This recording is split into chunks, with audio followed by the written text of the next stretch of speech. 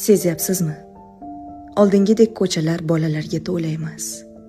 Bir zamonlar ko'cha bizning eng katta maydonimiz edi.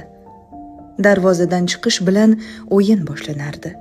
Quyosh botib ko'chalar qorong'ulasha boshlasa ham, yana 5 daqiqa deb iltimos qilardik. Arqon sakrab oyog'imiz charchardi, lekin to'xtatmasdik. Rezinka o'ynab sakrashni bilmagan qiz kam edi.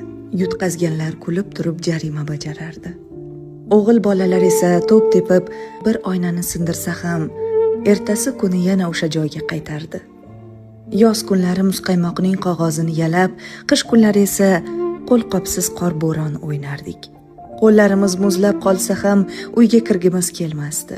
Qor odam yasab, unga ism qo'yardik. Go'yo u ham bizning o'yinimizning bir qismi edi. Yomg'ir yog'sa, u hid boshqacha edi. Yerning isi, havoning tozaligi, tomchilarning yuzga urilishi hammasi bir mo'jiza edi.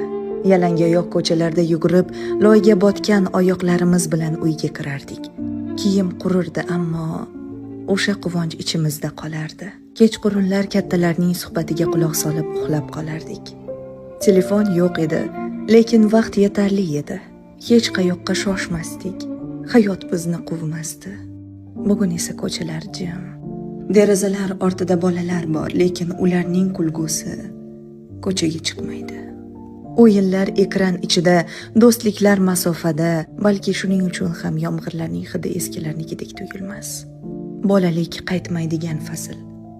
U chang ko'chalarda, sindirilgan to'pda, pista chaqilgan kaftlarda, yomg'irdan keyingi havoda qolib ketgan.